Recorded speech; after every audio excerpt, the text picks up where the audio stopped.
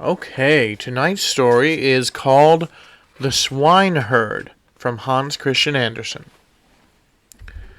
Once upon a time there was a poor prince.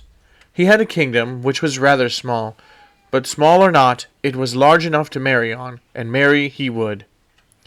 Now it was really rather forward of him, daring to say to the emperor's daughter, "Will you have me?" But he did dare, for his name was famous everywhere. There were hundreds of princesses who would have said yes, and been glad of him. But do you think she did? Well now, just listen. Growing on the grave of the prince's father was a rose tree, such a lovely rose tree. It flowered only once every 5 years, and even then it only had one bloom. But this rose was so sweet that to smell it made you forget all your troubles and worries. And then he had a nightingale, which could sing as though every lovely melody sat in his little throat. The rose and the nightingale were for the princess, and so they were both placed in big silver caskets and sent to her. The emperor had them carried before him into the great hall, where the princess was playing visitors with her maids of honor. They never did anything else. And when she saw the big caskets with the presents inside, she clapped her hands for joy. "I do hope it's a little pussy-cat," she said. But then out came the beautiful rose. "Oh, isn't it pretty?" cried all the maids of honor. "It's more than pretty," said the emperor. "It's nice." But then the princess felt at it, and she could have cried. "Oh, Daddy," she cried, "it isn't an imitation one, it's real." "Oh," cried all the maids of honor, "it's a real one." "Now let's see what's in the other casket before we start getting cross," suggested the emperor. And then out came the nightingale, and so beautifully did it sing that for the moment nobody could find any fault with it. "Superbe, charmant!" cried all the maids of honor, because they all spoke French, and the one worse than the other. "How the bird reminds me of the late lamented Empress's musical box," said the old courtier. "Why, yes, it's exactly the same tone, the same expression." "Yes, it is," said the emperor, and he cried like a child. "I don't believe that's a real one," said the princess. "Oh, yes, that's a real bird," said the men who had brought it. "Then away with the creature," said the princess, and she wouldn't hear of allowing the prince in. But he wasn't to be put off like that. He smeared his face black and brown, pulled his cap down over his eyes, and knocked at the gate. "Good morning, Emperor," he said. "Have you a job for me at the palace?" "Well, we get so many coming asking for jobs," said the emperor, "but let me see. I could do with somebody to look after the pigs. We've got plenty of them." And so the prince was taken on as imperial swineherd. He was given a wretched little room down by the pigsty, and there he had to stay. But he sat working away all day long, and by evening he had made a nice little cooking pot. All around it there were little bells, and as soon as the pot started to boil, they would tinkle away so prettily, playing the old tune of "Ah, my darling Augustine, everything's lost, lost, lost." But the oddest thing of all was that if you held your finger in the steam which came from the pot, you could immediately smell what was being cooked in every oven in town. Well, now that was a different thing altogether from a rose. Now the princess was walking past with all her maids of honor, and when she heard the tune she still stood and looked very pleased, because she too could play "Ah, my darling Augustine." It was the only tune she could play, but then she played it with one finger. "Why, that's the tune I know," she said.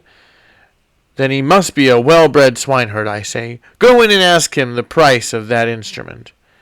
And so one of the maids of honor had to run in and ask, but she put pattens on first.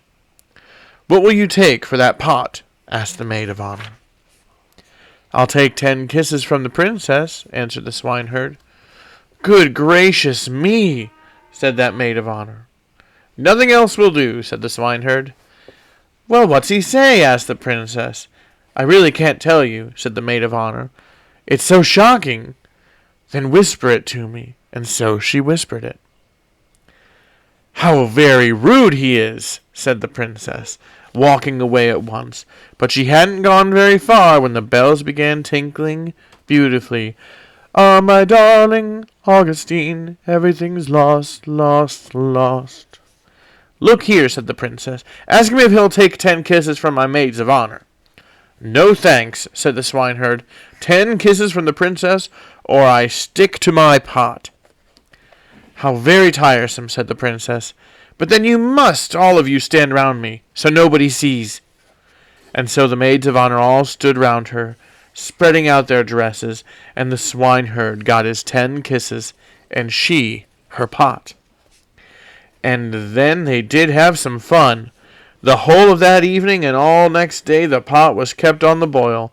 There wasn't an oven in the whole town, but they knew what was being cooked from there, from the chamberlains to the cobblers. The maids of honor danced and clapped their hands in delight. We know who's going to have soup and pancakes. We know who's going to have roast and rice pudding. How very interesting it is. Most interesting, said the lady stewardess. Yes, but no telling, because I'm the emperor's daughter. We never dream, they all said. The swineherd, that is to say, the prince, but of course they had no idea that he wasn't a real swineherd. The swineherd never missed a day without doing something, and now he made a rattle.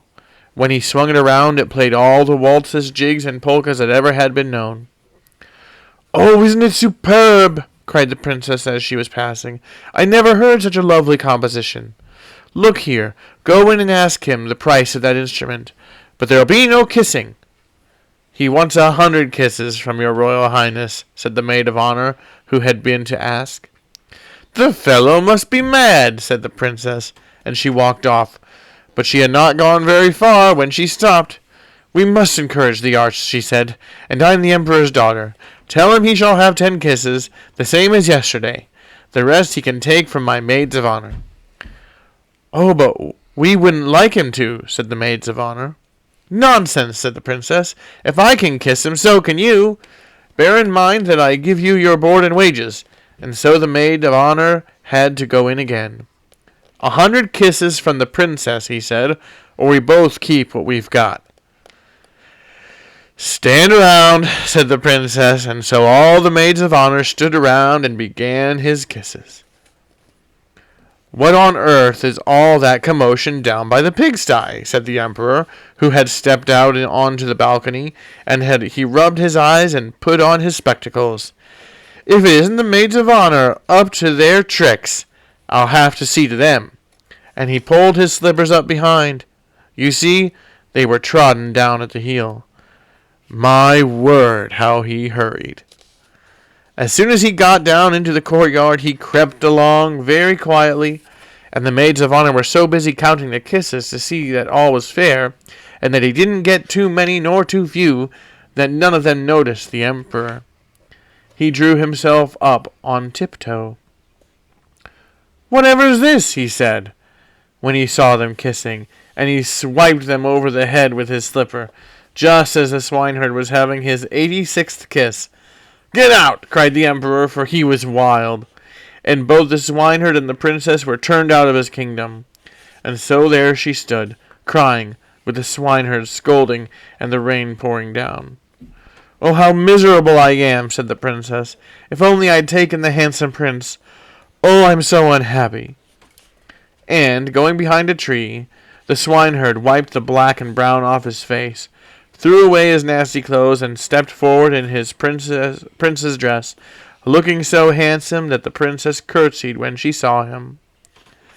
I've learned to despise you, my dear, he said.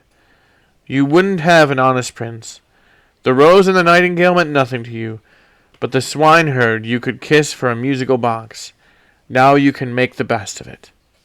And going into his kingdom, he shut and bolted the door, leaving her standing outside to sing away to her heart's content. Ah, my darling Augustine, everything's lost, lost, lost. The end. That was the story The Swineherd by Hans Christian Andersen. Thank you so much for listening. Good night, everybody.